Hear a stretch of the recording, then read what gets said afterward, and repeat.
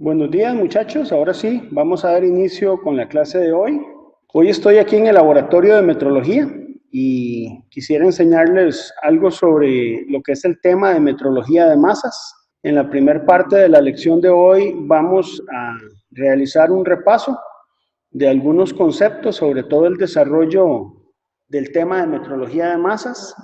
Y en la segunda parte quisiera mostrarles algunas balanzas, pesas y la forma en que se diseminan los patrones, mostrarles los patrones que tenemos aquí en el laboratorio. Quisiera arrancar con una pequeña historia acerca de lo que es la evolución del desarrollo del patrón del kilogramo, muy rápidamente. Y como parte de los antecedentes, podemos decir que junto a la longitud y al tiempo, la masa fue una de las primeras magnitudes físicas que se intentaron medir por el ser humano, ¿verdad?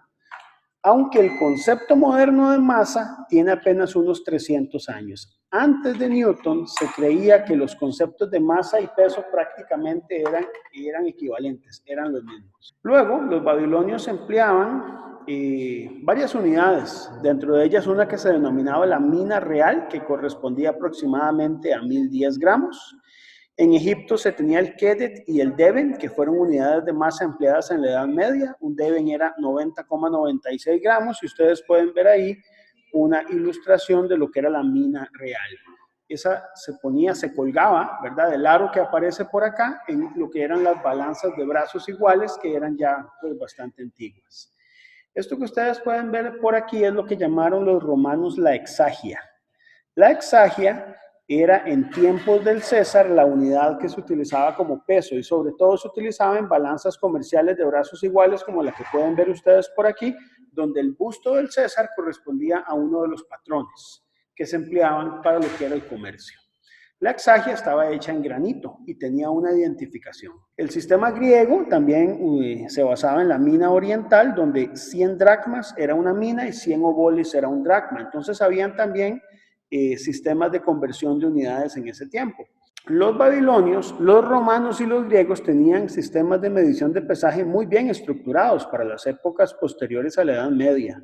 Sin embargo, hubo un cambio muy importante en la historia de la humanidad que permitió generar el concepto, los conceptos de masa en la metrología moderna y sobre todo el concepto de uniformidad de mediciones. Y se dio con la Revolución Francesa, donde se da una oportunidad histórica para el cambio, no solo a nivel político, sino a nivel de pensamiento, buscando siempre que el sistema de medidas fuera único.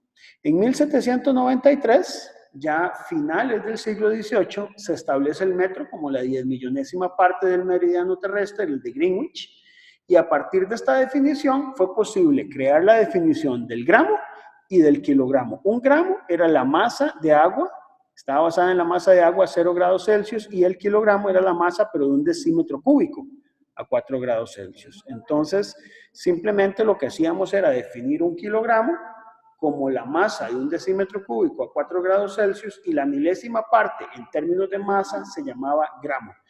La palabra gramo viene del francés, de grave, y ha sido muy popularizada desde esa época hasta la actualidad para poder medir la unidad de masa.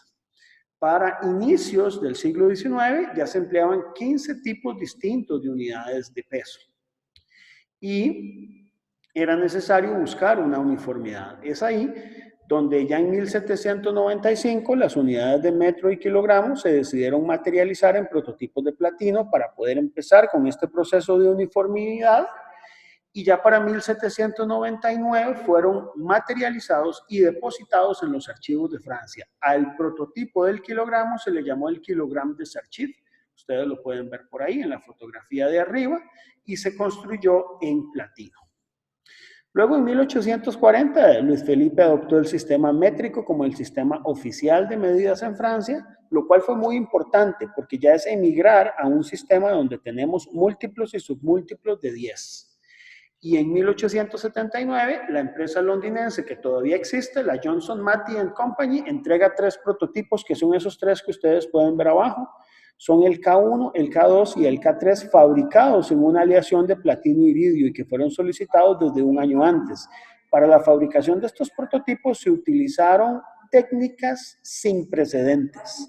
técnicas únicas en ese momento histórico para poder llegar a esos acabados especiales. Se utilizó incluso una aleación especial que se llamó la aleación 1875, que fue creada en Sudáfrica. En 1880, los prototipos fueron ajustados al kilogram de Sarchiv, es decir, ya existía el kilogram de Sarchiv desde 1799 y en 1880 se hace un proceso para poder ajustarlos a que tengan el mismo valor de masa. Y resulta que se declara que de esos tres prototipos que tenemos ahí, el K1, el K2 y el K3 fue balanceado para que quedara con la misma masa que el kilogramo de Sarchiv. Entonces aquí en metrología ocurre algo. Mi primer patrón, que fue el kilogramo de Sarchiv, ya es ahora sustituido por el K3. De esos tres patrones, el K3 fue el que llegó a sustituir el kilogramo de Sarchiv y este ya era más pequeño, estaba fabricado en una aleación de platino iridio y se esperaba que fuera más estable en el tiempo. Estamos hablando en el año 1880. Ahora, ese K3 en 1883 fue elegido por la Conferencia Internacional de Pesos y Medidas como el prototipo internacional del kilogramo, el IKP, y se representa con la letra K gótica. Un año después, la empresa Johnson Matthey Company entrega 40 prototipos más de ese kilogramo y en 1889, durante la primera Conferencia General de Pesos y Medidas, se distribuyen esas copias de los patrones de masa y longitud. En 1901, ya en la tercera reunión de la Conferencia General de Pesos y Medidas, se define el kilogramo como unidad de masa, la masa de un prototipo internacional del kilogramo, ¿cuál? El K3, que había sido ya elegido, ¿verdad? Y se han llegado a producir 80 prototipos del kilogramo, de los cuales la gran mayoría han sido entregados a distintos países. Los mismos se verificaron, porque ya no se hace, cada 40 años aproximadamente. El 20 de mayo del 2019 entró en vigencia una nueva definición del kilogramo que dentro de un ratito vamos a ver que va a estar basada en una constante universal denominada la H de Planck y que está asociada más con el tema de la metrología cuántica. Por ahí ustedes pueden ver en esa ilustración una de las copias, de esas 80 copias del prototipo del kilogramo. Esta es la que corresponde al NIST, que es la resguardada por Estados Unidos. Ellos tienen una copia. Muy bien, el prototipo internacional del kilogramo, el IKP, es un cilindro de 39 milímetros de altura y diámetro fabricado en una aleación que es 90% de platino y 10% de iridio. La densidad, como ustedes pueden ver, es de 21.500 kilogramos por metro cúbico, es decir, es casi el triple de la densidad del acero. Y ustedes pueden ver ahí la forma en que se resguarda.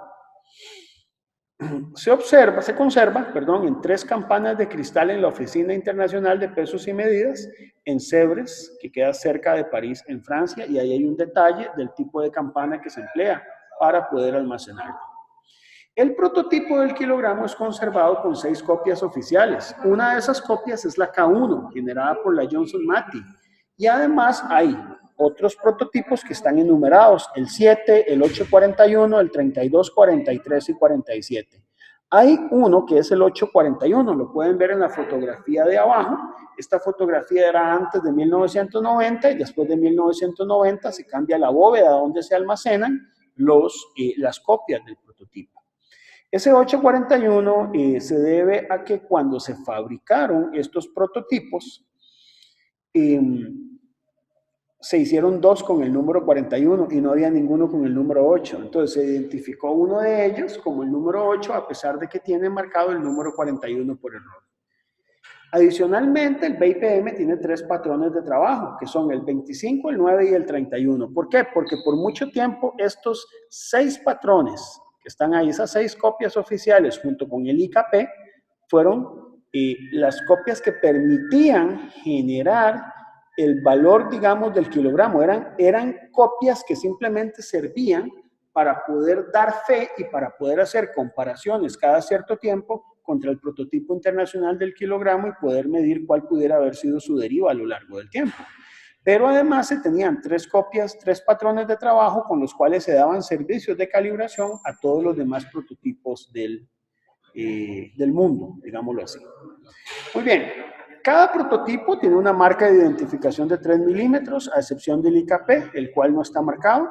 Y los prototipos tienen un error máximo de más o menos 1 miligramo con respecto al IKP, es decir, cuando se calibran, esa es la diferencia máxima que usted espera tener con respecto al IKP. Aquí les muestro fotografías de algunos de los prototipos que existen, ¿verdad? En Europa, vean qué bonito ese, con las 2 campanas, ¿verdad? Aquí es almacenado. Este es otro que por ahí tenemos. Este de acá es el de Canadá, el del NRC 74, al cual Costa Rica tiene la trazabilidad a través del Laboratorio Costarricense de Metrología. Este que tiene una campana especial es el de Inglaterra. Y entonces podemos ver que en general son muy similares las condiciones en que estos prototipos se almacenan. Esta es una lista de los países, señores, donde se hace la distribución de prototipos del kilogramo. Y es interesante ver, por ejemplo, que, bueno, no está Costa Rica dentro de los prototipos, nosotros no tenemos una copia del prototipo. Y hay países que tienen varios prototipos, por ejemplo, China tiene el número 60 y también tiene el número 64, ¿verdad? Y la República de Corea, por ejemplo, tiene el número 72, la República Popular Democrática de Corea el 68, ¿verdad? Rusia el 12, ahí pueden verlo, ¿verdad? El de México es muy interesante, el 21, porque el prototipo 21 es resguardado por el CENAM y de las 3 intercomparaciones que se hicieron, de las 3 verificaciones que se hicieron, no pudo participar en la segunda verificación. Ese prototipo se había declarado extraviado y fue encontrado, por decir así, en una bodega de desechos de basura del Estado, donde había estado almacenado dentro de una caja. Cuando abrieron esa caja y encontraron el prototipo y participaron en la tercera intercomparación, en la tercera verificación, se dieron cuenta que ese prototipo estaba casi como nuevo. Y cuando les preguntaron a los mexicanos por qué, dijeron que era que lo habían dejado prácticamente perdido y nunca lo habían utilizado. Y de hecho es uno de los que se conserva con la mejor estabilidad. Hay algunos aspectos históricos particulares, esto los paso rápidamente, ¿verdad? Que es que en el 51 se le asigna a Alemania el prototipo 52, ya que el 22 fue dañado en la Guerra de Berlín de 1944, cuando se da el final de la Segunda Guerra Mundial. Luego se le asignó el 55 a la Oficina Alemana de Metrología, que luego quedó en manos del PTB. Y en el 87 ya el PTB recibió el prototipo 70. El 21 fue asignado a México y por muchos años no se empleó porque estaba perdido. El 45 se le asignó a Argentina en 1939, pero se extravió en 1986. Se dice por ahí que fue fundido y ya ese prototipo no existe, ¿verdad? El prototipo 64 se asignó a China y fue el primero que fue ajustado y maquinado con diamante. De hecho, China ha desarrollado tecnologías para generar prototipos con materiales mucho más baratos, ¿verdad? Que son de muy buena calidad y que son muy estables químicamente. Y los prototipos 78, 79 y 80 no han sido asignados a ningún país. Hay algunos prototipos que se han sacado de servicio por muchas razones, se han dañado, etcétera, que son el 1, el 11, el 22, 27, 42 y 45, ¿verdad? Bueno, es parte, digamos, de la historia que tenemos con el kilogramo. Desde la primera intercomparación de los 42 prototipos de 1883 a 1889 se han realizado 3 verificaciones. Una a finales del siglo XIX que concluye en 1911, donde se utilizó el prototipo número 1 en vez del IKP. La segunda en 1939 se interrumpe y luego se retoma en 1946 hasta el 53. Esta fue la segunda verificación y la tercera que fue realizada entre 1989 y 1992. Esa fue la última y ya no se van a realizar más verificaciones del prototipo porque la unidad del kilogramo ya ha sido redefinida. Esta fue la balanza de Paul Bunch en la que fue la que se empleó para las primeras verificaciones del kilogramo. Vean qué bonita, es una balanza totalmente mecánica, señores. Y curiosamente, en 1949 hubo 2 accidentes. El primero fue que se cayó el prototipo 9 de una de estas balanzas. Y en 1951, 2 años después, se cayó el prototipo 51, ¿verdad? Los daños a estos prototipos los hacen ya inservibles y pues comprometen obviamente la integridad de estas masas patrón. Esta gráfica les muestra a ustedes la evolución que ha tenido la masa de cada uno de los prototipos a lo largo del tiempo. Entonces, si nosotros analizamos, por ejemplo, el eje horizontal, aquí lo que tenemos es tiempo, aproximadamente un siglo. Las variaciones que han tenido, digamos, cada una de las copias de los prototipos, digamos, del kilogramo con respecto al IKP, han tendido a ser positivas. No sé si ustedes lo notan por ahí. Por ejemplo, vea el prototipo 32, ha tendido a aumentar, póngale unos 70 microgramos con respecto al IKP en un siglo, el 841 un poquito menos, y ahí, en general, usted puede ver que han tendido a ganar masa la gran mayoría de los prototipos. Hay muchas teorías al respecto, ¿verdad? Un colega mío que estuvo en Alemania me decía que se cree que hay un proceso en el cual, por ejemplo, se tarda casi un siglo en estabilizar el valor de masa de uno de estos prototipos, ¿verdad? Entonces se han hecho esfuerzos por tratar de determinar un valor que sea lo más constante posible. El BIPM defendió por muchos años que era un muy buen patrón la elección que se tuvo, pero evidentemente era necesario hacer cambios al prototipo internacional del kilogramo para no depender de una medida materializada, de un artefacto, como lo había sido el metro o el kilogramo por muchos años, y más bien emigrar a una constante universal como lo habían sido las demás unidades del sistema internacional. Entonces, eso motivó a que en el Día de la Metrología del año pasado se redefiniera el kilogramo. El kilogramo ya no está definido en términos de un artefacto o un prototipo, sino que ahora se define en términos de una de las constantes universales, motivado por el desarrollo de la metrología cuántica y los avances en la física cuántica y la mecánica cuántica. Se eligió a la constante h de Planck como esa constante que nos permitiría a nosotros definir el valor de masa. La definición actual del kilogramo es esta. El kilogramo, símbolo Kg, es la unidad de masa del sistema internacional y está definida tomando como valor numérico la constante h de Planck como 6,62607015 por 10 a la menos 34, expresado en unidades de Joule segundo, las cuales equivalen a kilogramo metro cuadrado segundo a la menos 1, donde el metro y el segundo están definidos en términos de la velocidad de la luz y de la frecuencia hiperfina del átomo de cesio 133. La velocidad de la luz en el vacío se emplea para definir el metro, como ustedes lo saben, y la frecuencia de la transición hiperfina del cesio 133 se emplea para poder definir el tiempo, ¿verdad? Entonces, hay una equivalencia, hay una relación entre estas tres unidades. El kilogramo lo pueden ver ustedes por ahí.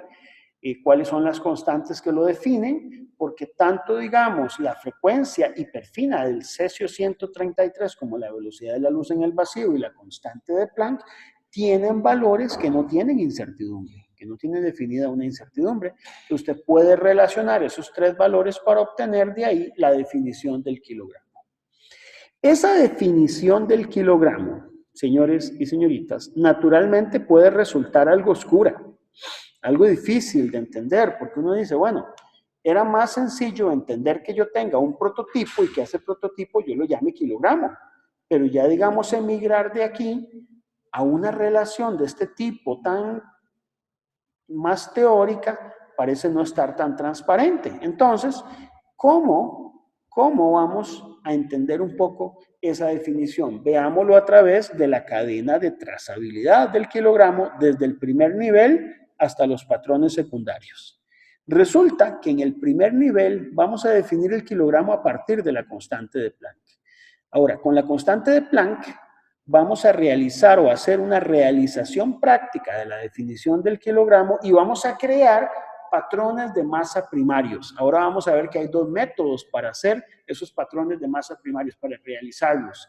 Esos patrones son artefactos calibrados por métodos primarios. Luego, a través de un proceso de diseminación de la unidad de masa, que ahorita lo vamos a ver, esos patrones de masa primarios nos van a permitir a nosotros dar trazabilidad a los patrones de masa secundarios, que son los artefactos calibrados por patrones primarios.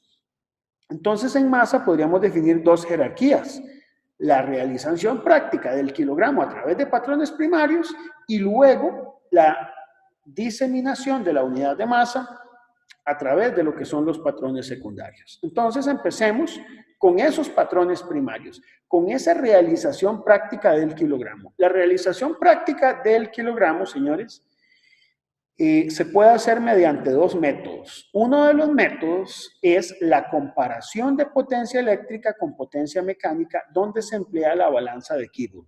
Este es uno de los métodos de realización práctica de la definición del kilogramo. Las balanzas de Kibball tienen su origen desde finales de los años 70. Hay como aproximadamente 7 balanzas en el mundo de Kibball. Y el experimento consiste en dos fases. Una primera fase que se llama la fase estática, donde en esta balanza lo que hacemos es equilibrar una masa, o sea, un valor de masa cuyo valor es aproximadamente 1 kilogramo, contra una fuerza que va a ser la fuerza de Lorentz generada cuando usted aplica en una bobina una corriente. Entonces, si usted tiene un campo magnético, la longitud y la corriente, podemos encontrar esa fuerza eléctrica y equilibrarla con la masa. Luego, el experimento tiene una segunda fase, que es la fase dinámica, donde lo que hacemos es mover esa bobina a una cierta velocidad, de tal manera que se induzca una tensión. Se combinan estas dos ecuaciones empleando dos efectos cuánticos que se llama el efecto Hall cuántico y el efecto Josephson alterno, que depende de constantes universales. Se llama una de ellas es la constante de von Klitzing, por ejemplo, y la otra se llama la constante de Josephson. Y uno con la aplicación de todo ese mecanismo, digamos, con todas estas relaciones, podemos despejar el valor de masa, y como ustedes pueden ver, el valor de masa sub X, que es la masa a la que yo quiero determinarle su valor en kilogramos, va a depender de una constante que es la H de Planck. Esta H de Planck no tiene incertidumbre, ya tiene un valor totalmente definido.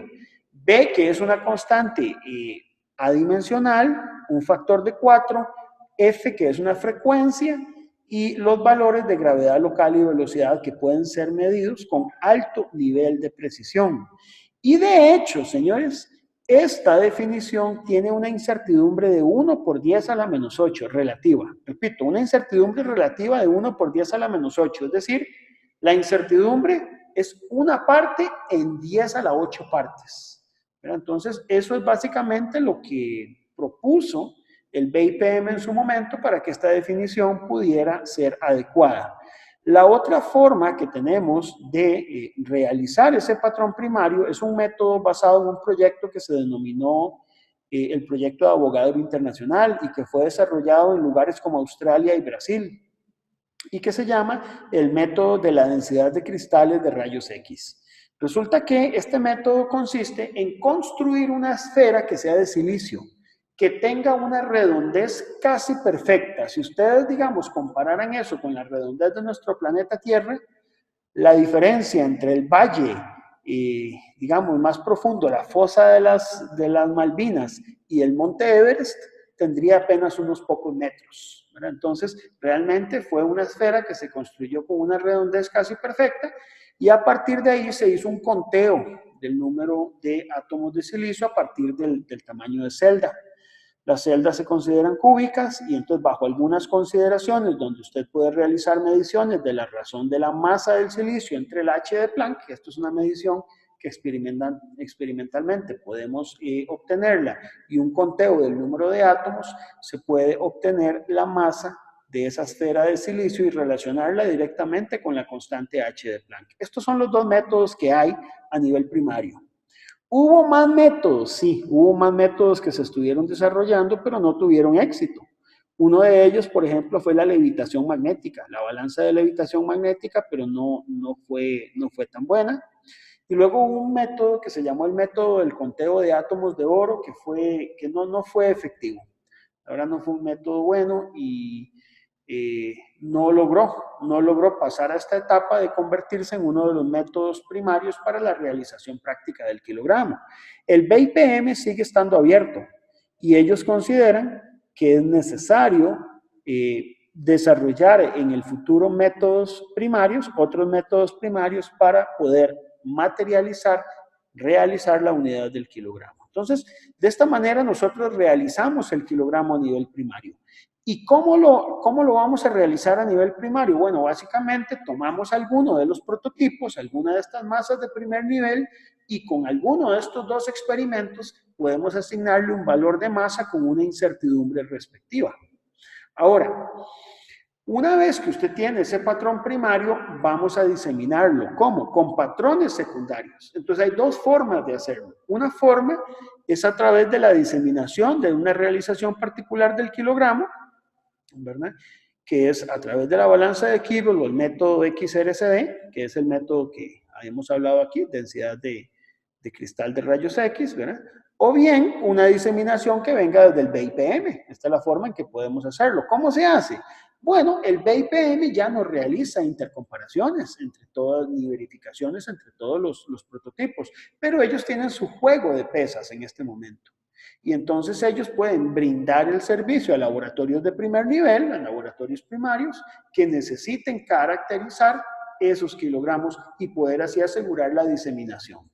Como ustedes pueden ver ahí en la fotografía, en la primera se muestra una balanza de Kibble, ¿verdad? Y un científico realizando ahí el experimento para poder materializar el kilogramo. En la fotografía adjunta, en la otra, aparece una de estas esferas de silicio, que es precisamente con el método de XRCD. Y en la otra, pues lo que pueden ver ustedes es una ilustración de una de las masas que se pueden emplear como patrón, que pueden ser caracterizadas a través de estos métodos de diseminación. En general, ¿verdad? Hemos logrado, pienso yo, tener un patrón bueno, y desde que yo empecé a dar este curso en el año 2006, ya hace 14 años, una de las cosas que más estábamos esperando era precisamente llegar a esta definición del kilogramo. Esto requirió mucho trabajo, mucha inversión, resolver muchos problemas, sobre todo discrepancias que habían habido entre estos dos métodos, ¿verdad? Y poder llegar a obtener una concordancia entre resultados que fuera de una parte en 10 a la 8, lo cual ya hemos logrado. Entonces, creo que el siglo XXI ahora enfrenta un nuevo sistema, nuevos retos que tienen que ser atendidos con un nuevo sistema internacional de unidades. Existen retos a futuro. Dentro de los retos a futuro, como probablemente ustedes ya lo saben, se necesita desarrollar más métodos para medición de temperatura a nivel primario. El BIPM también está abierto al desarrollo de más métodos en el tema correspondiente a masas. Y también en el tema, digamos, de lo que es tiempo, se espera emigrar a lo que son relojes ópticos para este siglo que viene. Hay mucho trabajo entonces en el tema científico que podemos ir desarrollando en miras de un nuevo sistema internacional que atienda las necesidades tecnológicas de este siglo XXI. Yo quisiera hablar un poco ahora sí de aspectos un poco más prácticos y hablar un poco de lo que es el esquema general de la diseminación del kilogramo. Entonces, ustedes pueden ver ahí una fotografía, ¿verdad? Con el prototipo IKP y sus dos campanas y unas pinzas. Estas pinzas pues tienen un material especial para aumentar la fricción y evitar que se raye ese prototipo, ¿verdad? Los prototipos son totalmente cilíndricos, entonces hay que manipularlos pues con mucho cuidado. Muy bien, el esquema de general para la diseminación del kilogramo, señores, es el siguiente. Existen varias normas para lo que es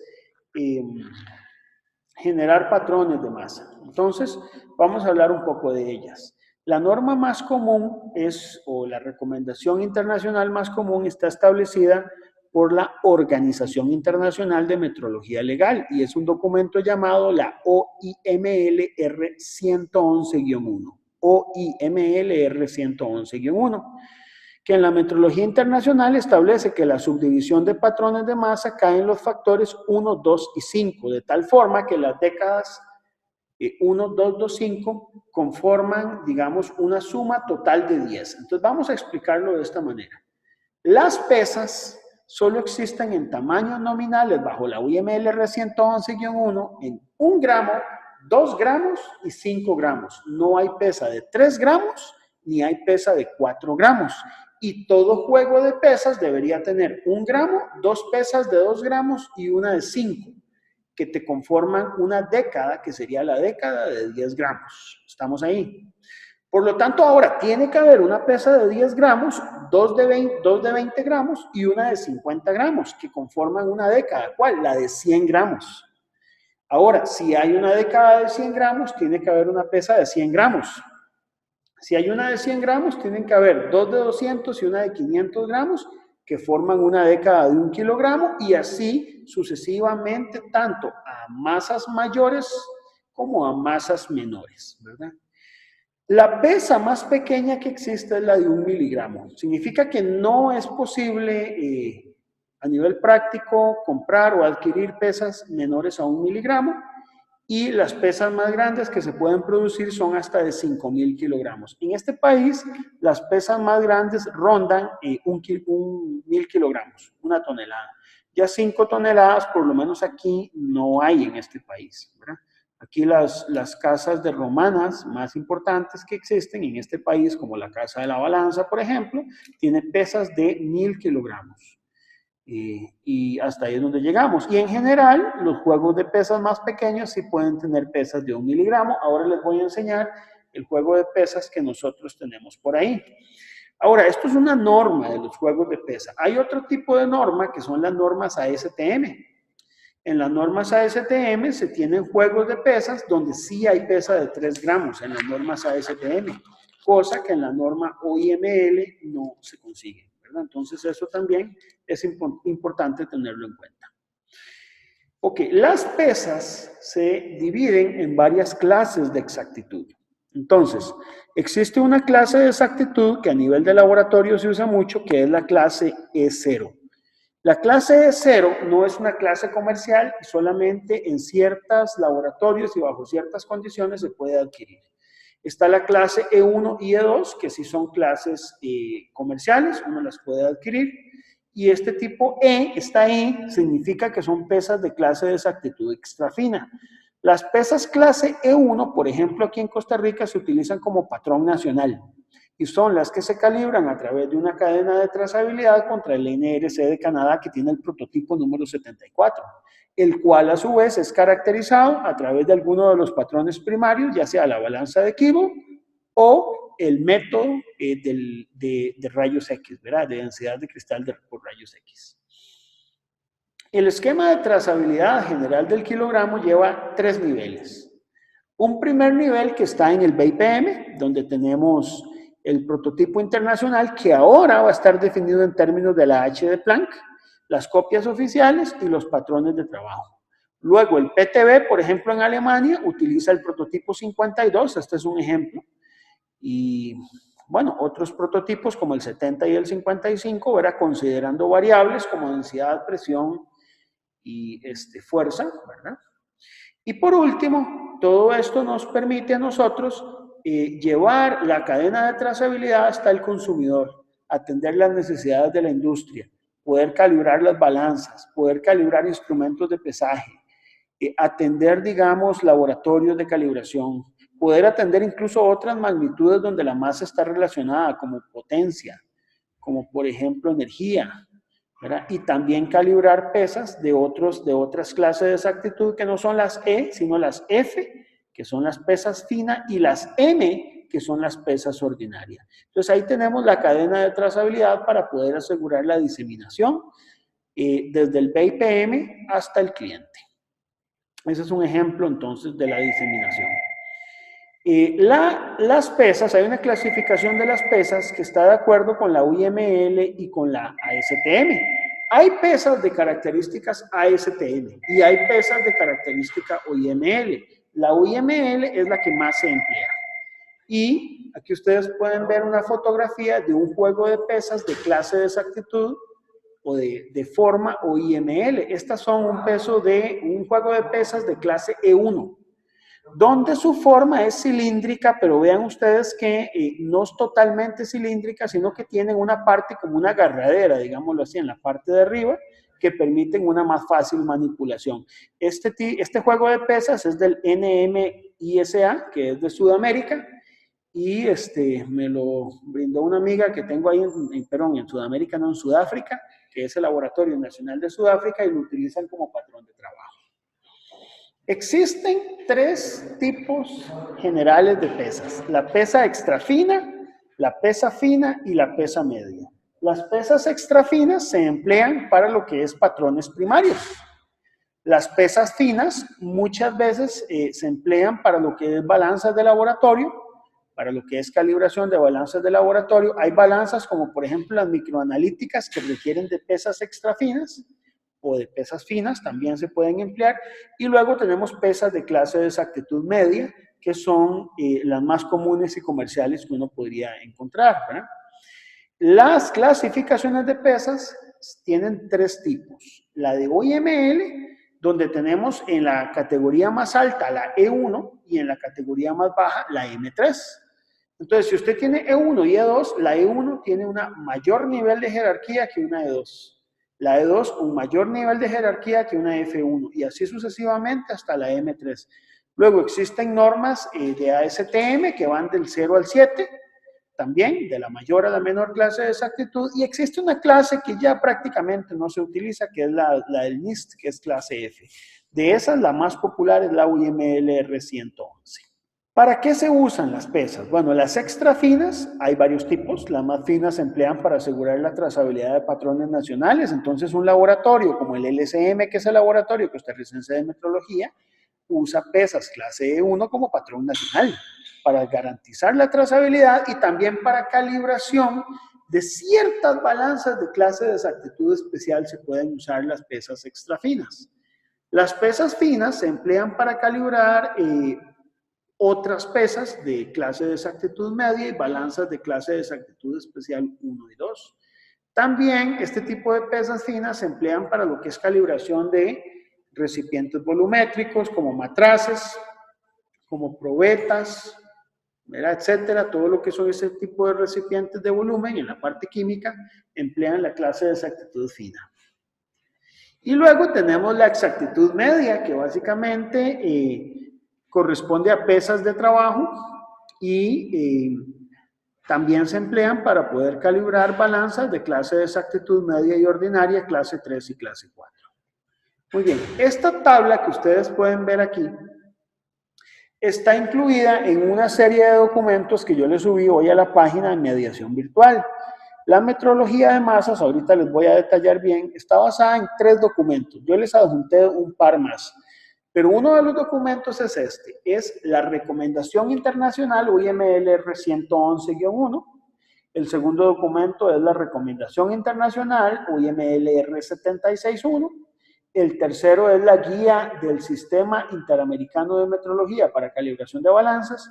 Y les dejé un par de documentos más que son publicaciones complementarias muy buenas. Este es tomado de uno de esos documentos, de la UIML R111-1, en su última versión. En esta tabla, no está completa, es solo una muestra de la tabla, pero se presentan los valores nominales de masa con sus respectivos errores máximos en miligramos. Si usted toma, por ejemplo, 1 kilogramo, clase E1, el error máximo que tiene es de 0,5 miligramos. Pero vean que cuando emigra a E2, la tolerancia o el error máximo se multiplica aproximadamente por 3, entonces es 1,6. Luego, el error máximo de una F1 es aproximadamente el tercio, el 3 veces 1,6. Es decir, 5 miligramos y así sucesivamente. En F2 es 16 miligramos, en M1 50, en M2 160 y en M3 son 500 miligramos. El error máximo permisible que puede tener una pesa con esta fabricación de la OIML. No sé si ustedes logran ver este triangulito aquí arriba. Esta es una pesa de 1 miligramo y esta ya sería una pesa más bien de tamaño cilíndrico. Entonces tenemos una serie de pesas, un juego de pesas. En breve les voy a mostrar las que tengo aquí en el laboratorio. Bueno, les voy a mostrar por acá las pesas que tenemos en el laboratorio. Voy a enfocarlas por acá. No sé si lo logran ver. Este es el juego de pesas que tenemos nosotros. Este es un juego de pesas clase M1. Un juego de pesas clase M1. Este juego de pesas se extiende desde 1 miligramo hasta 1 kilogramo. Vamos a ir viendo las décadas con calma. Entonces, esta pesa de acá, ustedes la pueden ver, se las voy a acercar. Esta es la pesa de 1 kilogramo. Esta es la pesa de 1 kilogramo.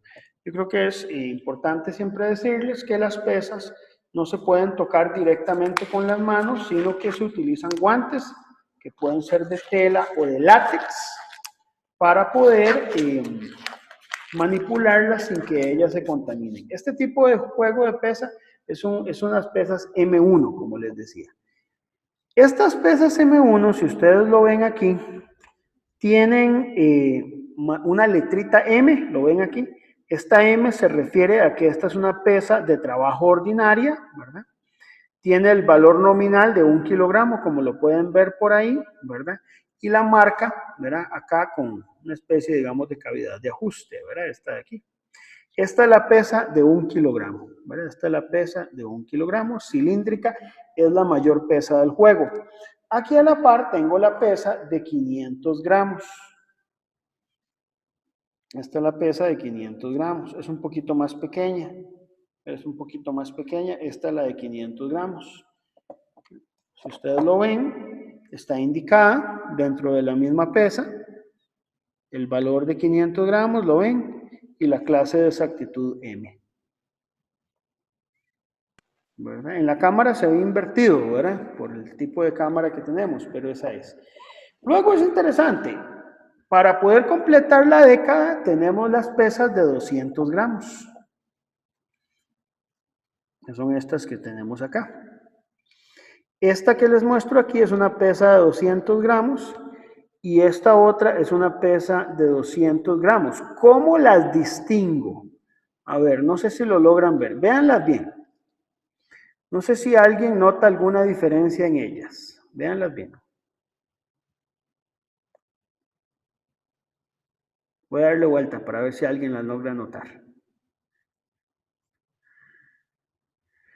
¿Ven alguna diferencia entre esas dos pesas de 200 gramos, chicos?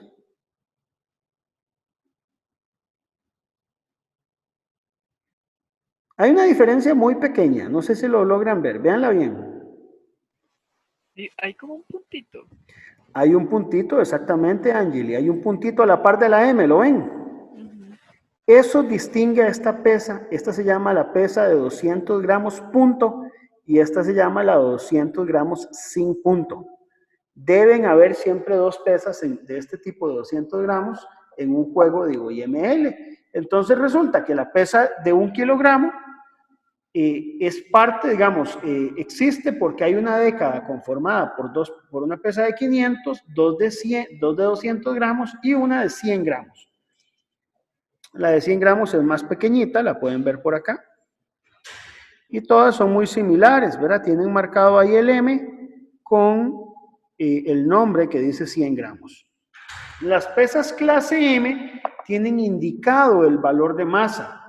Sin embargo, cuando usted trabaja con pesas de clase de exactitud, como las pesas E1 o E2, no tienen marcado el valor de masa.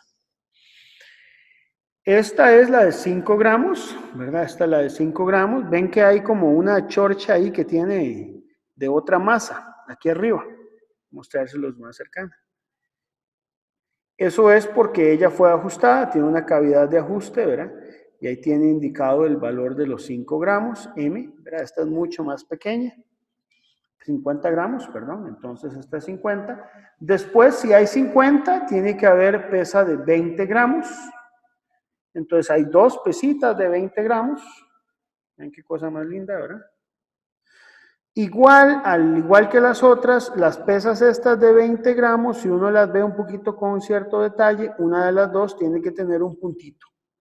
Esta es la que tiene el puntito. Voy a acercárselas a ver si lo logran ver. Ahí a la par de la M lo tiene el punto. Esta, en cambio, no lo tiene. Voy a mostrar. Profe, ¿esos son de titanio? Estas no, estas son de acero inoxidable.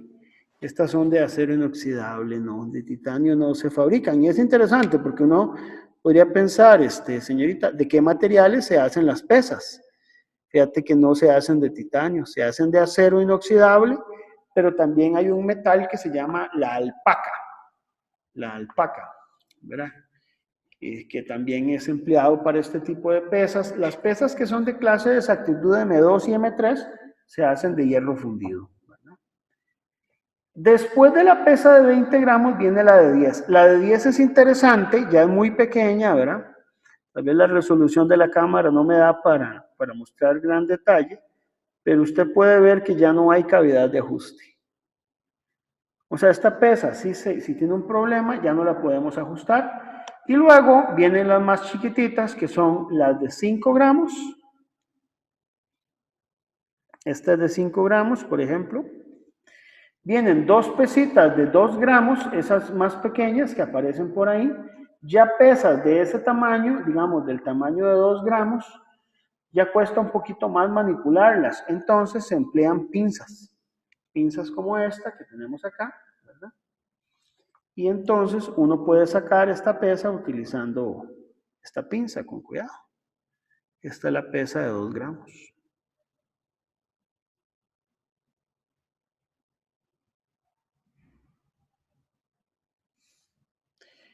Y la pesa más pequeña cilíndrica que hay es la pesa de 1 gramo. Vean qué cosita, ¿verdad? Esta es la pesa de 1 gramo. Esta es, o sea, yo creo que es interesante cuando uno dimensiona un poco, esto es 1 gramo y esto 1 kilogramo, ¿verdad? Uno como que lo puede ver como factor, pero ya un factor de 1 a 1000, pero siempre es interesante tener ese dimensionamiento, digamos, a nivel de ese tamaño. Ahora, por debajo de 1 gramo, ¿qué tenemos? Tenemos pesas que son los miligramos. Entonces se las voy a acercar por acá. Estas son las pesas de los miligramos, chicos. No las voy a sacar todas, solo voy a sacar algunas. Esta, por ejemplo, esta de aquí, no sé si lo logran ver, es una pesa de 500 gramos. Esa pesa de 500 gramos tiene una forma pentagonal. ¿Por qué? Porque existe un código, se los voy a mostrar acá, de formas de pesa. La pesa pentagonal, que es esta primera que ustedes pueden ver por aquí, esta primera que ustedes pueden ver por aquí, esta de aquí, esta es pentagonal, es de 500 gramos. Las pesas múltiplos de 5 son pentagonales, las pesas múltiplos de 2 son cuadradas, las pesas múltiplos de 1 son triangulares. Entonces ahí uno las puede distinguir. Ahora, estas dos pesas de 200 miligramos no son iguales. Una de las dos pesas tiene una marca en el centro que es como un huequito para poder distinguir la de 200 miligramos con 200 miligramos punto. Luego tenemos pesas de 50, 20, 20 y 10 miligramos y luego de 5, 2, 2 y 1 miligramo. La de 1 miligramo es la pesa más pequeña que existe. Voy a tratar de sacarla aquí y se las voy a mostrar. Esto que está aquí,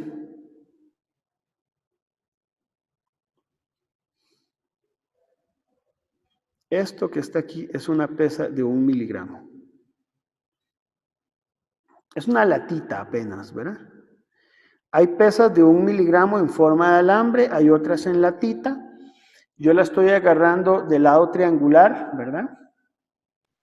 No es plana, ¿verdad? Esta de aquí es plana, pero tiene una parte, digamos, por decirlo así, tiene una parte donde se toma porque está dobladita, ¿lo ven? Una parte donde está dobladita, donde usted la puede tomar. Esta es la pesita de 1 miligramo.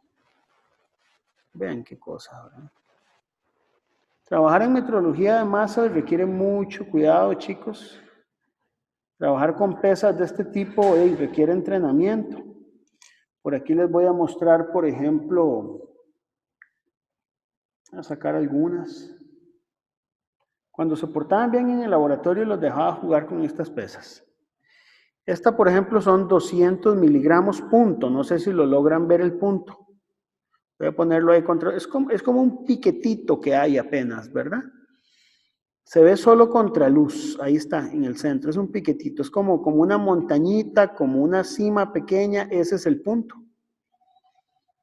Si lo ven por el otro lado, Profe, es ¿para qué se cuadrada hace esta pesa. la distinción con el punto? Este es el punto está ahí. Ahora voy a mostrarle la que no tiene punto, Angeli, para que la veas. Esta es con puntito, no sé si lo logran ver a la luz, ahí el punto. Está ahí en el puro centro, ¿verdad? Ahora, la que no tiene punto, véanla para qué. Voy a mostrárselas por aquí, estos 200 gramos sin punto. Esta es totalmente plana. ¿Lo ven? No lo tiene contra la luz.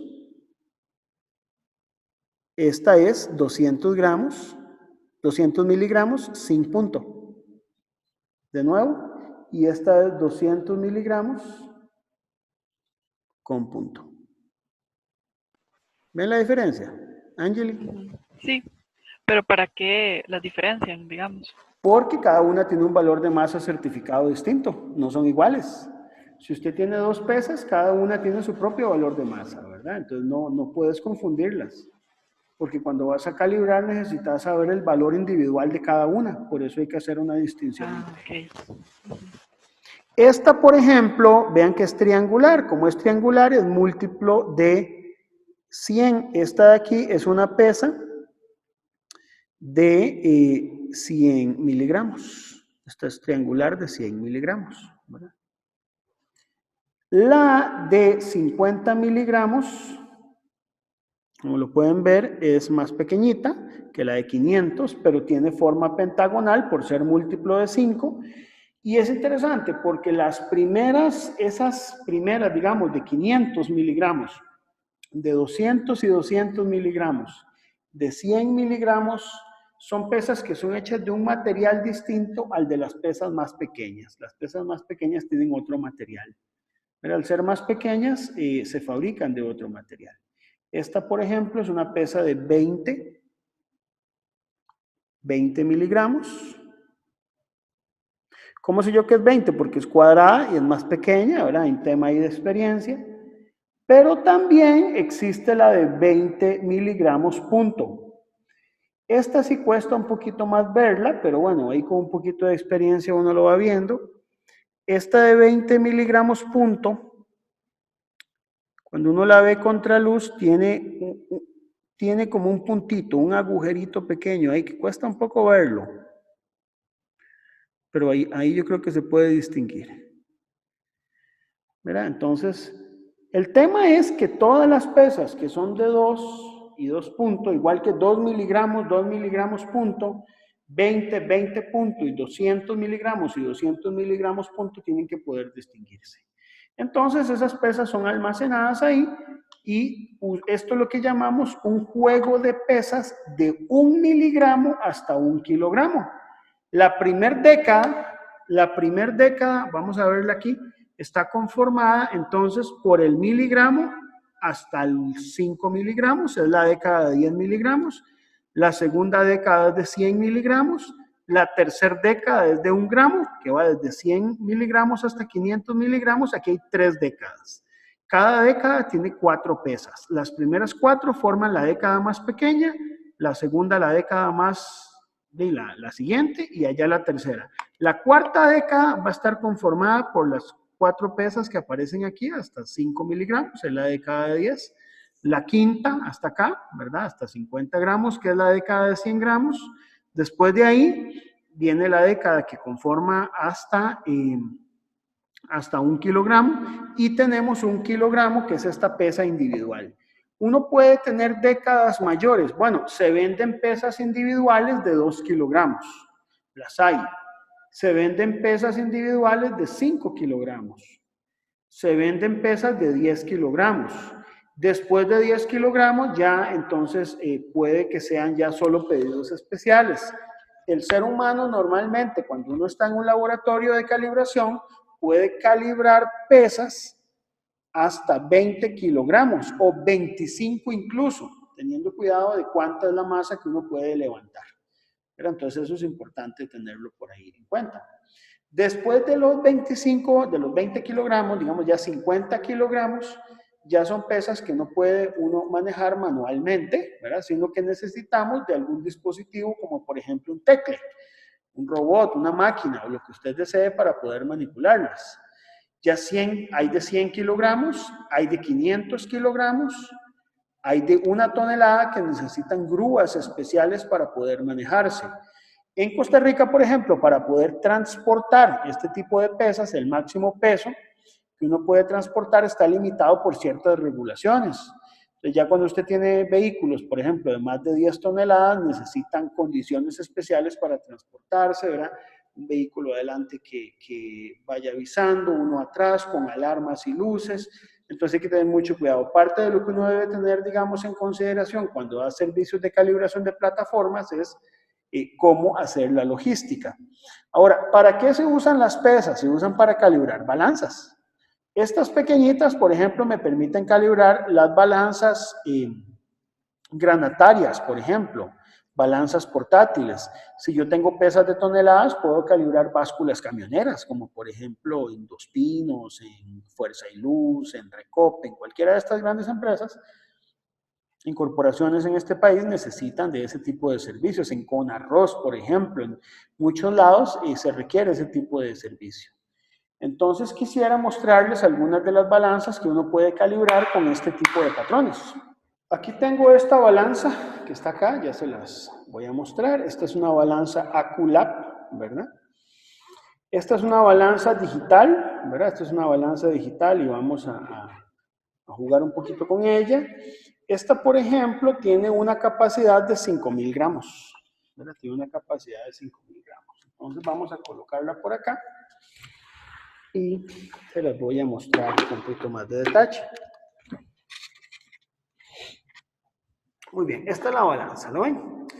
La balanza, las balanzas en general, este tipo y cualquier tipo de balanza deben ser colocadas sobre una superficie firme como esta, que no se mueva, ¿verdad? Este caso es una mesa, por ejemplo, de concreto, no se va a mover. Esto de acá se llama el receptor de carga. Los receptores de carga de las balanzas son una pequeña plataforma, como esta que ustedes pueden ver, donde el caso particular de este receptor de carga es cuadrado. Entonces, en este tipo de balanzas, uno debe calibrarlas haciendo 3 pruebas, que ahorita se las voy a mencionar, cuáles son los nombres de esas 3 pruebas.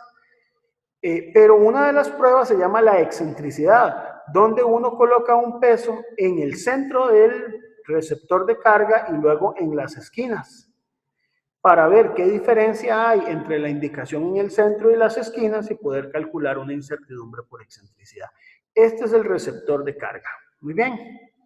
El receptor de carga se coloca sobre la balanza acá y es lo que me permite a través de celdas poder traducir la lectura de una masa a un valor, digamos, particular. Las balanzas tienen aquí una serie de controles, vamos a verlos un momento, que yo creo que son importantes de ver. No sé si lo logran ver ahí, pero lo primero que me gustaría que vieran es la capacidad. Siempre que usted caracteriza una balanza, tienes que ver la capacidad. Aquí dice capacidad, ¿cuánto? 5.000 gramos, ¿verdad? 5.000 gramos. 5.000 gramos. Y aparece al final un gramo. Un gramo es la división de escala. La graduación se llama. Las balanzas se caracterizan por 2 cosas. La capacidad máxima y la graduación, ¿verdad? Ella puede medir tanto en onzas como en libras, como en kilogramos. La pregunta que se hace siempre es, ¿la libra que mide una balanza es libra peso o libra masa? ¿Qué creen ustedes? Creo que era libra peso. No, son libras masa. Son libras masa. Toda balanza lo que tiene es libra masa. Si usted quiere saber el valor de la libra peso, tenés que aplicar el factor de corrección de gravedad local entre gravedad estándar. G sub L entre G sub N. Entonces son libras masa. Yo no recomiendo para nada usar el sistema inglés, pero no sé, yo siento que culturalmente nos han enseñado mucho a emplearlo, ¿verdad? Entonces, bueno, ahí está esta balanza. Esta balanza la voy a encender. Tiene ahí este espacio ahí para encenderla y tengo que definir, digamos, cómo quiero calibrarla. Para calibrar una balanza de este tipo se realizan 3 pruebas, ¿verdad? Vamos a tararla, el botón TAR te permite definir el 0 y usted podría realizar varias pruebas. Una prueba que se llama la repetibilidad, que es básicamente colocar una carga sobre la balanza varias veces. Una prueba que se llama error de indicación, que es desde un valor mínimo hasta un valor máximo colocar cierta cantidad de peso, y luego una prueba que se llama la prueba de excentricidad, de las cuales vamos a ir hablando. Entonces ahí, por ejemplo, usted puede hacer la tara. Voy a colocar, por ejemplo, sobre esta balanza una cierta masa, por decir algo, coloco sobre esta balanza una masa de 1 kilogramo. ¿Qué ven que indica la balanza? La balanza indica 1005 ahí y luego se estabiliza, ¿verdad? Bueno, ahí cambia un poquito, 1004. Significa que esta balanza tiene un error, ¿verdad? De indicación ahí que va a estar cambiando. Las balanzas, cuando uno las va a trabajar, necesitan un proceso previo, que es el calentamiento. Entonces uno necesita colocar una masa varias veces para que el receptor de carga vaya ajustándose poco a poco a esos valores de masa. Yo no tengo pesas de 5 kilogramos, sería lo ideal, pero voy a colocar algo de peso sobre esta balanza, por ejemplo.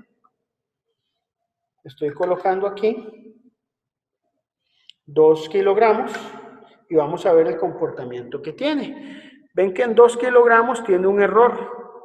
El error que tiene ahí es de 8 gramos. Entonces esta balanza tiene un error de indicación de 8 gramos y es posible entonces que necesite de un ajuste. Entonces aquí esta balanza tiene un modo que se llama el modo CAL, dice CAL. CAL es para poder hacer un ajuste. Entonces ese tipo de balanzas, si uno, digamos, la lleva a la masa adecuada, no tengo ahorita la pesa de ajuste, podría ajustarla y procurar que mejore nuevamente ahí sus valores de masa. Cuando uno hace un servicio de calibración de balanzas, lo ideal es que si la balanza tiene un error, si tiene un problema, uno la ajuste. ¿Verdad? No la vas a calibrar y dejarla con un error, se hace un ajuste de la misma. ¿Bien? Ok, esta balanza vamos a dejarla por aquí y les voy a enseñar otra. Bueno, esta es otra balanza que tenemos por acá, ¿verdad? Esta es una Mettler, una P600. Esta balanza es mucho más fina y más delicada, ¿verdad? Si en algún momento la necesitan para alguno de sus trabajos, sus proyectos de graduación o lo que ustedes necesiten en cualquier proyecto del curso, con muchísimo gusto hablan conmigo y yo se las puedo facilitar, la pueden usar por acá. Esta balanza tiene un receptor de carga distinto, ¿lo ven? Este receptor de carga es un receptor de carga que tiene forma circular, ¿verdad? Pues este tipo de balanzas tienen esa característica y por acá pueden ver esta estrella que conforma la celda de carga de la balanza, ¿verdad? La celda de carga. Esta es mucho más fina, hay que trabajarla pues con un poco más de cuidado, es marca Mettler, ¿verdad? Muy bien. Voy a colocar aquí el receptor de carga. Ahí está. Este tipo de balanzas se pueden encender aquí, tienen un valor de reseteo del 0, ¿verdad? Y ahí podemos ver que su capacidad máxima es de 600 gramos. ¿Cómo sé yo que es de 600 gramos? Bueno, primero por el modelo. Cuando se dice que es una PE600, el número que aparece aquí es su capacidad máxima. Muchas veces estas balanzas, a pesar de que son de 600 gramos, tienen un 10% adicional de capacidad de carga por si en algún momento se sobrepasa, ¿verdad? En algún momento se sobrepasa, entonces podría uno realizar ahí, no sé, poner un poquito más de carga si fuera el caso, pero no es que vas a pesar por encima de 600 gramos. Esta balanza uno podría calibrarla empleando un juego de pesas de clase F1. No dispongo de un juego de pesas clase F1, pero voy a colocar, por ejemplo, sobre la balanza una cierta masa. Yo puedo colocar, por ejemplo, una masa de 500 gramos aquí y empezar a realizar un calentamiento de la balanza. ¿Qué significa eso? Que le coloco la masa varias veces y con un cronómetro determino el tiempo de estabilización. Muchas veces las balanzas tienen un tiempo automático. Hay un punto en el que te dicen ya el valor está estable, ¿verdad? Es bueno cuando uno realiza este tipo de procedimiento revisar que siempre la balanza regrese a 0. Si tu balanza no regresa a cero es porque puede tener un problema de histéresis, puede haber un problema en la celda, ¿verdad? Vean que conforme yo la voy ejercitando, puede ir cambiando la lectura. Ahorita me está dando 499,97. Vamos a repetir una lectura más. Espero que regrese a cero.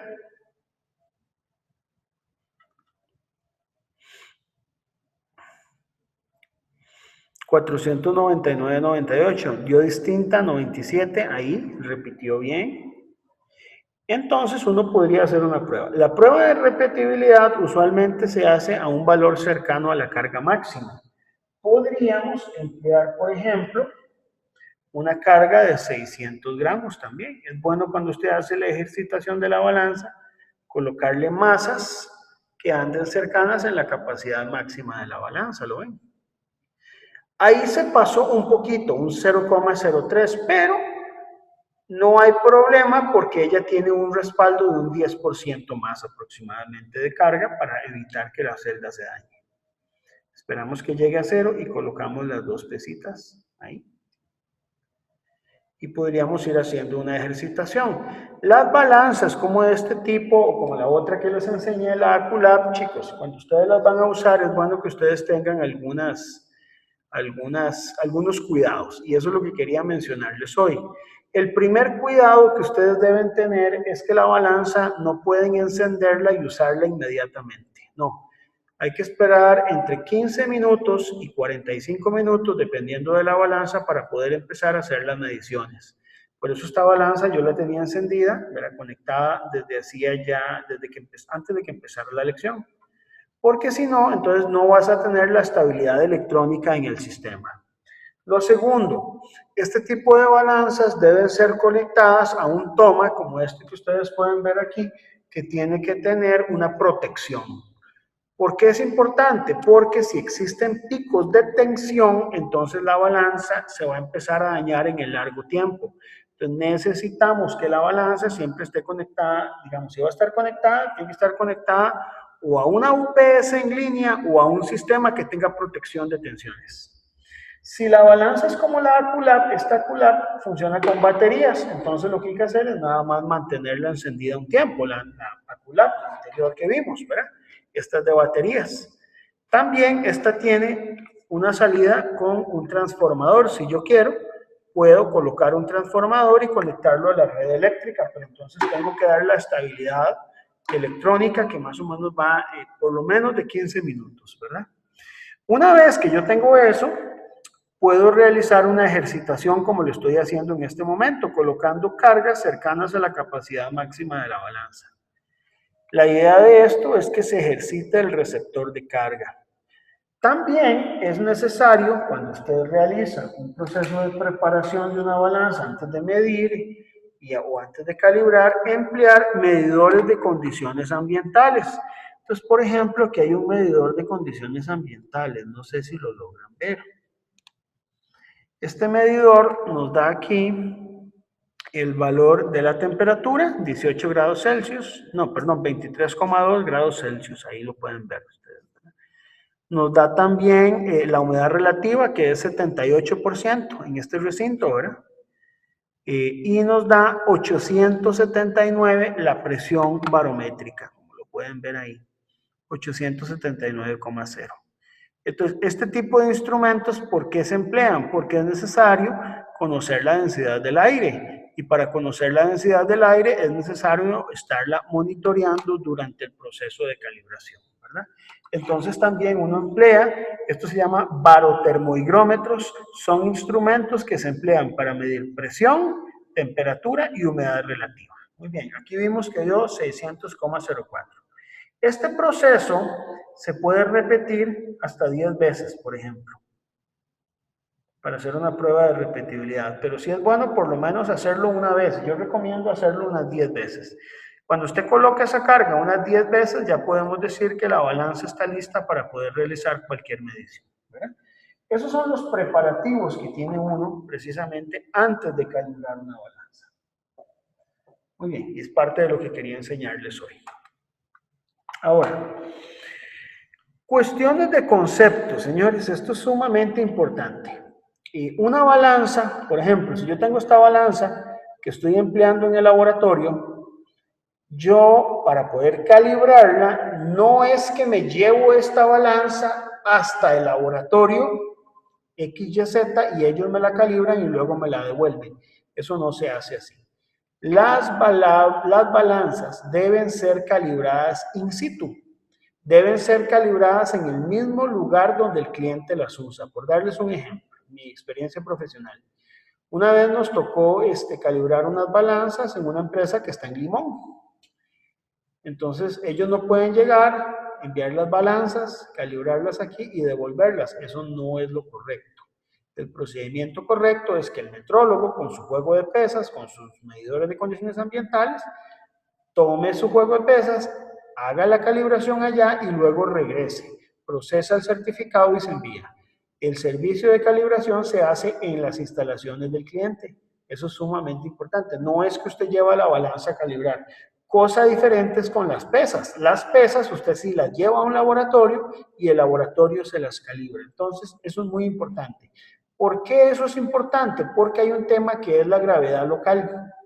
Resulta que en el fondo todas las balanzas funcionan a partir de un pesaje, de un peso. Y si usted llega y cambia la localidad de la ubicación de las balanzas para ir a calibrarla en otro lugar, queda ajustada con un valor de gravedad local que no corresponde al lugar de gravedad local donde usted la va a emplear. Entonces, por esa razón es que es necesario que usted las calibre en un lugar específico para garantizar que se está empleando un valor de gravedad local específico.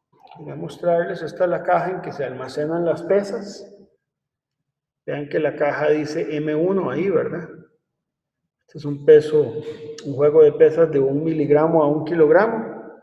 No sé si lo logran ver abajo, ¿verdad? Marca Kern del DKD. Ahí está identificado. Bueno.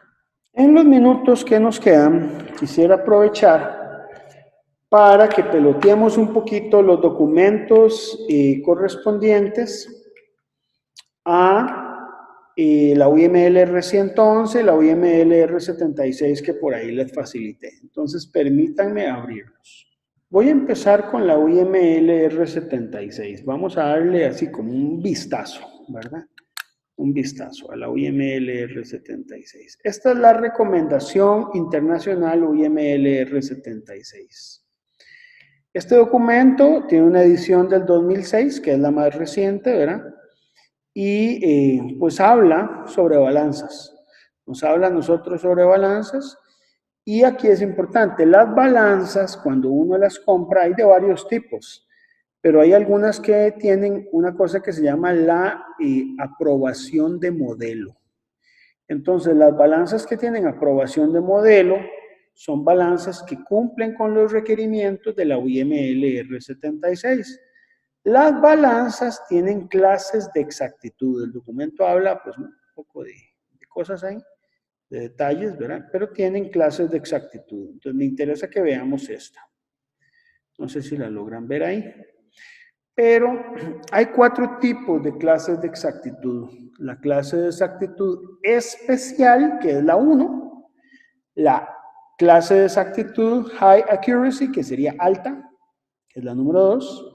La media y la ordinaria. Son 4 tipos. Especial, alta, media y ordinaria. 1, 2, 3, 4. El 4 se representa con 4 Is, no con IV, ¿verdad? Esas son las 4 clases de exactitud de balanzas que establece la recomendación internacional UIML R76. Así que si usted tiene, por ejemplo, balanzas, una balanza con aprobación de modelo, el modelo de esa balanza debería poder ser clasificado dentro de alguno de esos tipos, de esos 4 tipos, ¿verdad? ¿Cómo las clasifica? Para eso tenemos esta tabla. Y dependemos de algo que se llama el intervalo de verificación de escala y el número de intervalos de verificación de escala. Entonces, dependiendo de este valor, de esta tabla, podemos hacer la clasificación. Entonces, vamos a hacer un ejemplo para explicar cómo se emplea esta tabla. Y vamos a tomar los ejemplos de las balanzas que hemos trabajado el día de hoy.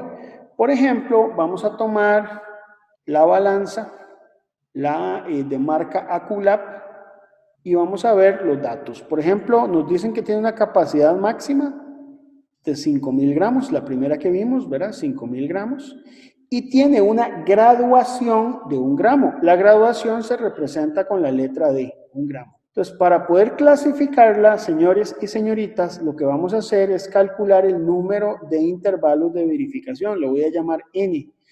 Y se obtiene dividiendo la capacidad máxima entre la graduación, que es D. Por lo tanto, serían 5.000 gramos dividido entre 1 gramo y esto nos da 5.000. Muy bien, entonces vamos a irnos a la tabla de la UML.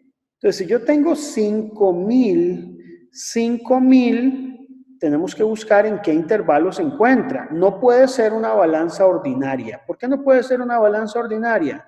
Porque en las balanzas ordinarias el número de intervalos de escala de verificación tiene que ser mínimo 100 y máximo 1.000 y nos está dando 5.000. Entonces no cabe dentro de la clase ordinaria. ¿Podría ser clase media? Podría ser clase media. ¿Podría ser clase alta? Bueno, habría que ver. Discutámoslo. Podría ser clase media porque está entre 500 y 10.000, ¿lo ven? O entre 100 y 10.000 el número de intervalos de verificación, porque nos da 5.000. La división de escala es de 1 gramo, entonces caería, señores, dentro de esta categoría, lo voy a marcar aquí. La división de escala, que es el valor de E, va a estar en 1 gramo, va a estar entre 0,1 y 2 gramos, entonces el valor mínimo es 100, el valor máximo tiene que ser 10.000, y entonces estamos dentro de una clase media. Esa balanza ACULAP es una clase 3, es una clase media. Entonces vamos a escribir por acá que, de acuerdo con la recomendación internacional UIML R76-1, esta balanza es de clase de exactitud media o clase 3. Una vez que uno tiene ya determinada la clase de exactitud de la balanza, lo que hay que hacer ahora es calcular un parámetro que se llama la capacidad mínima, y esto es importante tenerlo en cuenta. Esto es fundamental porque muchos de los errores que se cometen en la vida profesional se dan porque uno no tiene estos conceptos claros, ¿verdad? Un curso como estos de metrología, señores, a veces yo sé que cuesta un poco porque uno quiere que le enseñen a diseñar algo, construir algo, y esto, la construcción es conceptual. No es que usted va a hacer una mejor turbina, no. Es una cuestión conceptual para que usted no cometa errores en su vida. Para eso es que hay que aprender estos conceptos. Resulta que una balanza tiene una capacidad mínima. ¿Qué significa eso? Que por debajo de esa capacidad mínima la balanza no tiene capacidad de medir o de pesar un valor confiable. Entonces veamos la capacidad mínima. ¿De dónde pueden tomar ustedes la capacidad mínima? La capacidad mínima la pueden sacar de aquí. Es 20 por E, ¿lo ven? Para una balanza media con una división de escala de 1 es 20 por E. Entonces la capacidad mínima de esta balanza va a ser 20 por E. El E es la división de escala. Lo que yo estoy llamando D es el valor de la división de escala E. Por lo tanto, 20 por 1 gramo significa que son 20 gramos. ¿Qué quiere decir eso?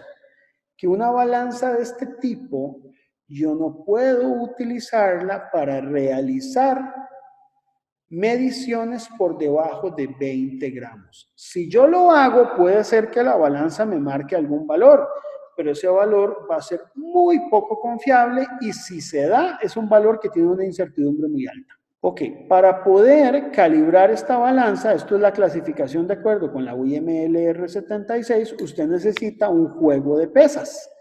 Entonces vamos a ver cuál es la clase de exactitud de pesas que pueden ser empleadas para su calibración. Usted para calibrarla necesita una cierta clase de exactitud de pesas, entonces vamos a verla.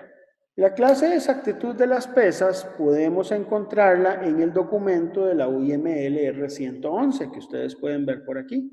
Nos vamos a ir entonces al puro inicio y este documento nos habla de las diferentes clases de exactitud de las pesas, ¿lo ven? Nuestra balanza es de clase 3. Entonces aquí dice claramente que las pesas clase 1, las pesas clase M1, perdón, pueden ser empleadas para calibrar balanzas o instrumentos de pesaje de clase 3.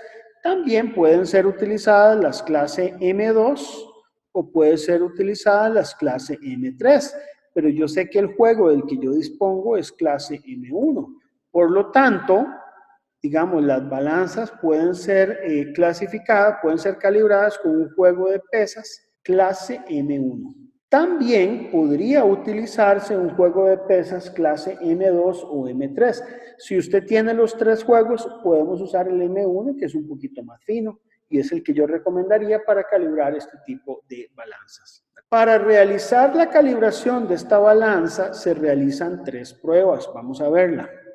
La primera prueba, uno las puede realizar en cualquier orden, pero una vez que ya uno ha preparado la balanza, que se ha esperado el tiempo de estabilización, que lo ha ejercitado, que ha esperado, digamos, que las condiciones ambientales sean las estables, usted realiza tres pruebas. Una primera prueba se llama la prueba de excentricidad.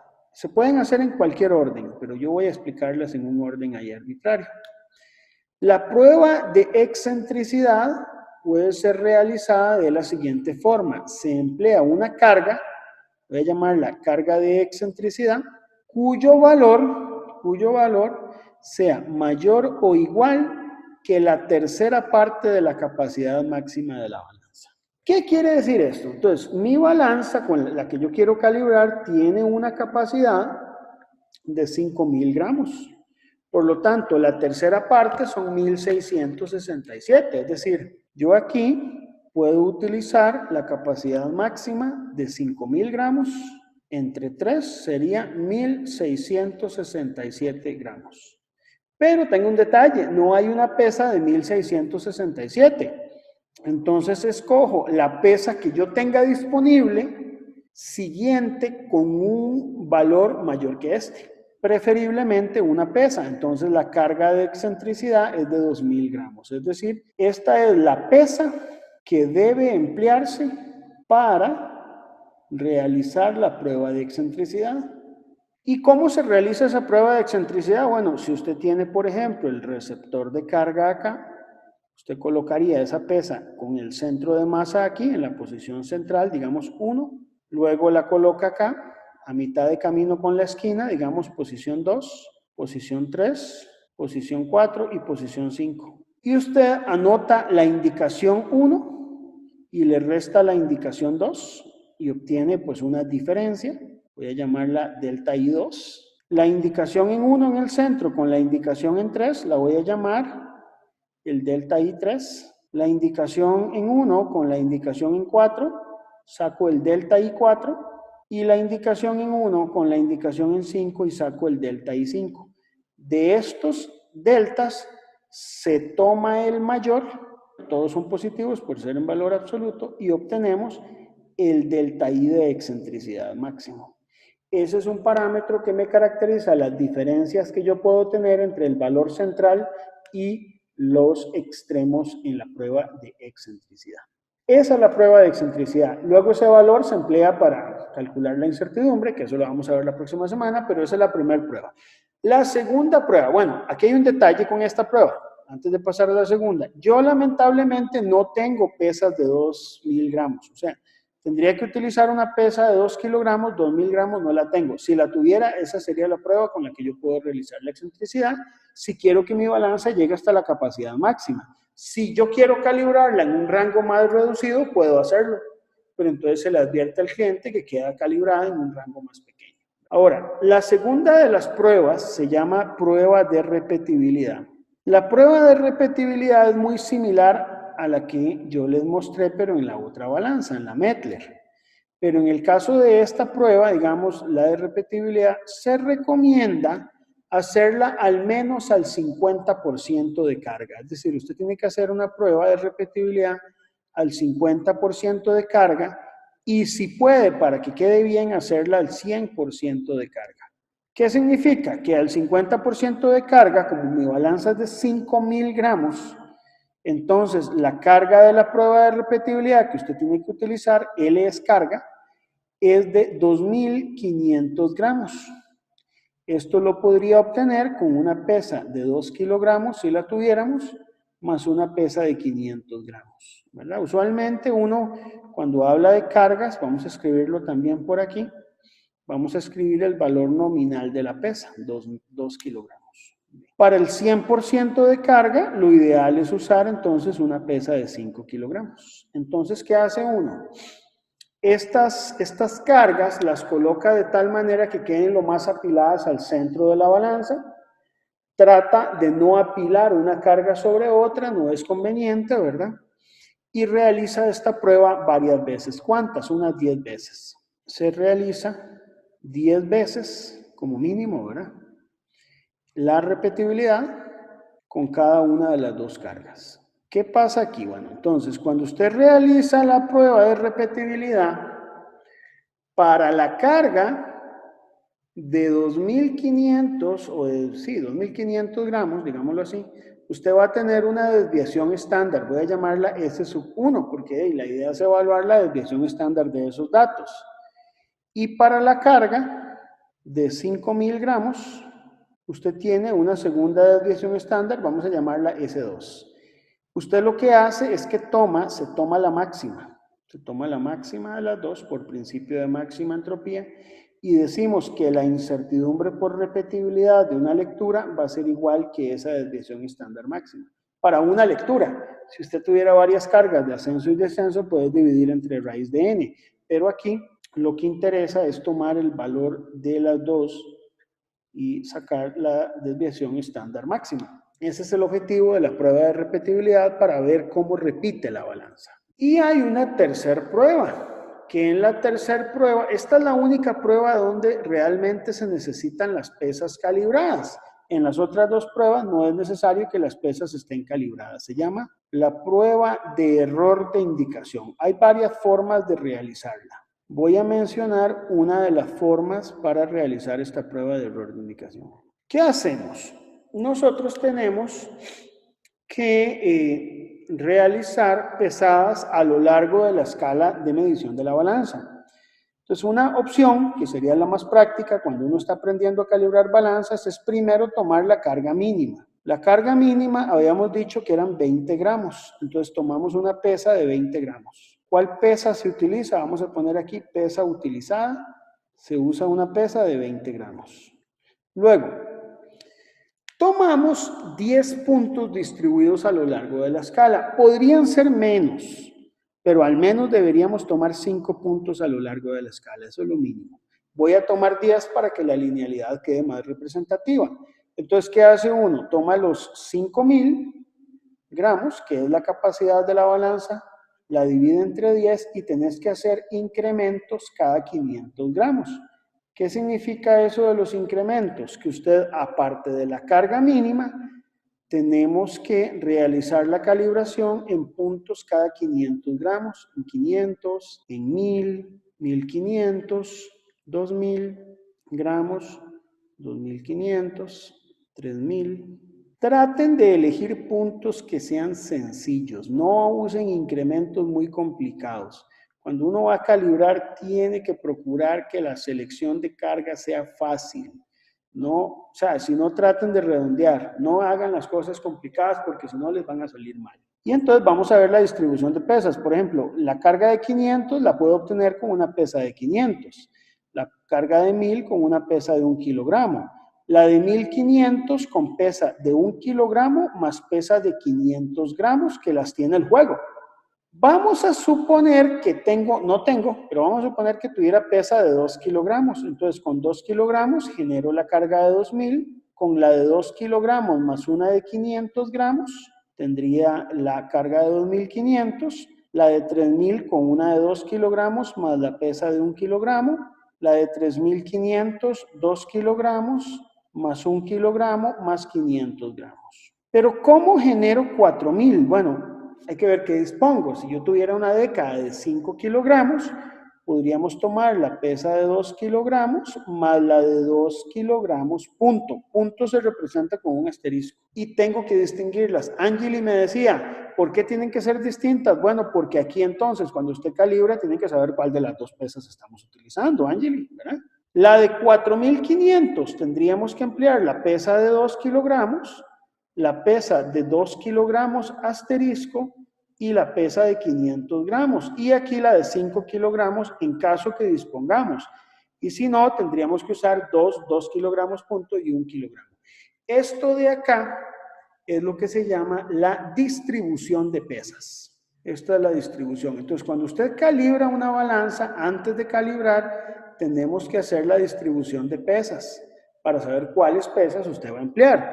Una vez que usted hace la distribución de pesas, sobre una hoja blanca, colocamos todas las pesas que usted va a necesitar y dejamos que se estabilicen, porque puede ser que ellas, cuando vengan en su transporte, ¿verdad?, necesiten una estabilización porque vengan más frías o más calientes que la temperatura ambiental. Entonces se busca una estabilidad térmica.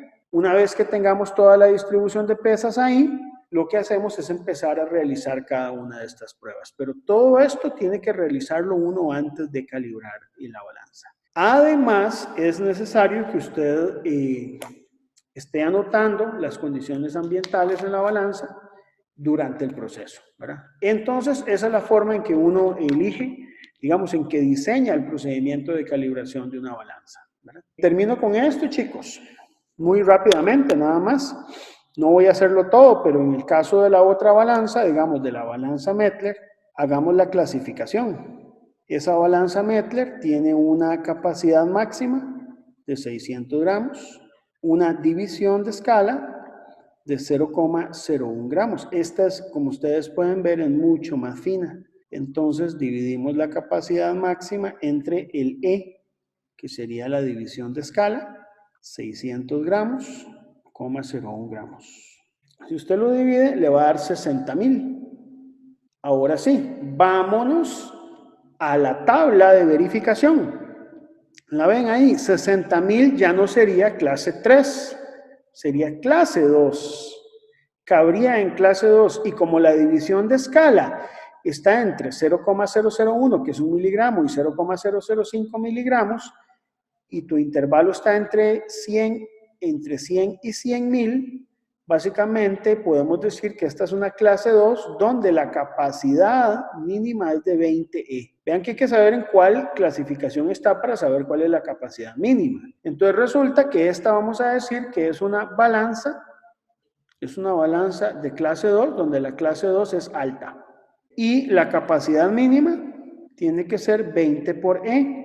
Como el valor de E en este caso es 0,01 gramos, entonces la capacidad mínima de esta balanza curiosamente es 0,2 gramos. Significa que estos son 200 miligramos. Yo no puedo pesar por debajo de los 200 miligramos. Si yo quiero realizar la prueba de excentricidad, la carga que yo debo emplear es la tercera parte de la capacidad máxima. Y esta es muy fácil, porque si la capacidad es de 200, uso simplemente una pesa de 200 gramos. Para la prueba de repetibilidad, yo uso dos cargas. Una del 50%, sería más bien 300 gramos, ¿verdad? Porque es de 50%. 300 gramos, que sería una pesa de 200 más una de 100, y esto el 50%, y al 100% de carga, sería 500 gramos más 100, que me daría la carga de 600. Estos serían los dos puntos, al 50% y al 100% de carga, donde yo realice la repetibilidad. Y la prueba de error de indicación, debo realizarla, digamos, en 11 puntos. El primer punto que yo puedo emplear, vamos a ver, sería el de 200 miligramos. ¿Por qué 200? Porque es donde yo tengo la carga mínima. Después voy a calcular los incrementos, que sería la capacidad máxima 600 entre 10, 60. Entonces hago calibración en 60 y luego cada 60, 120, 180 gramos, 240 gramos, 300 gramos, 360, 420. Si en algún momento usted quiere ajustar un punto, moverlo más arriba o más abajo, se puede, ¿verdad? 480, 540, 600 gramos. Y entonces usted revisa la disponibilidad del juego. Por ejemplo, 60 gramos no hay pesa, pero usted hace 50 más 10. 120, 100 más 20. 180, 100 más 50 más 20 más 10. 240, 200 gramos más 20 gramos más 20 gramos, punto. 300 son 200 gramos más 100 gramos. 360, 200 más 100 más 50 más 10. 420, 200 más 200 punto más 20. 480 sería 200 más 200 punto más 50 más 10 más 20. 540, 500 más 20 más 20 puntos. Y 600, 500 más 100 puntos.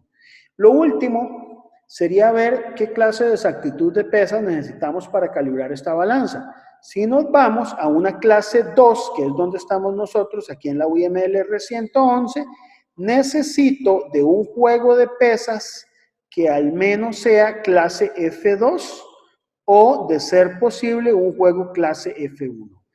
Es más recomendable trabajar un juego clase F1, pero si ustedes tienen un F2, está bien.